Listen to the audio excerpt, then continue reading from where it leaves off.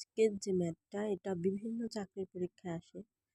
এটা হচ্ছে x cube plus 6x² plus 11xy² plus 6y³ এই উৎপাদকে বিশ্লেষণ করতে হবে। এই ক্ষেত্রে আমরা যদি এক্স এর মানটা বিভিন্নভাবে নিতে পারি, 1 নিই, +1 -1 কিংবা 2 3 দিয়ে যে কোনোভাবে করে দেখতে পারি যে শূন্য আসে কিনা।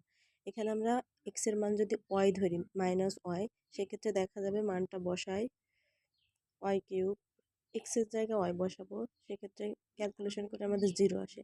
তার মানে আমরা বলতে পারি যদি এক্স প্লাস ওয়াই এটা হচ্ছে একটা সমীকরণ বা উৎপাদকে বিশ্লেষণের একটা মান। সেক্ষেত্রে আমরা এই লাইনটা গ্যাপ রেখে তৃতীয় লাইনটা করব। এখানে হচ্ছে এক্স প্লাস, আর দেখতে হবে যে এখানে কত পাওয়ার আছে। এখানে যেহেতু 3 আছে পাওয়ার, তো 3টা এক্স প্লাস ওয়াই নিতে হবে। এই যে একটা, এই যে একটা, এই যে একটা।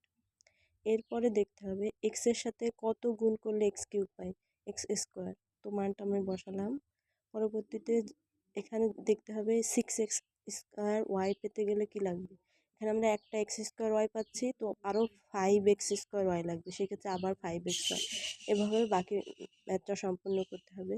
তো এখানে আমরা 6y নিচ্ছি, তো যেহেতু কমন এক্স প্লাস ওয়াই একটা নেব, বাকিটুক যোগ আকারে বসাচ্ছি। পরবর্তীতে আবার উৎপাদক বিশ্লেষণ, এখন যেহেতু মানটা ছোট হয়ে এসেছে, সেক্ষেত্রে এখানে 6 আছে, আমাদের গুণ করে এমন মান নিতে হবে, যোগ করলে আবার এটা হয়ে যাবে। তো এখানে 3 দুগুণে 6 হয়, আবার 3 আর 2 যোগ করলে 5। এরপর আমরা এক্স কমন নিচ্ছি এখান থেকে, এক্স প্লাস 3y। এটা হচ্ছে উৎপাদক বিশ্লেষণ।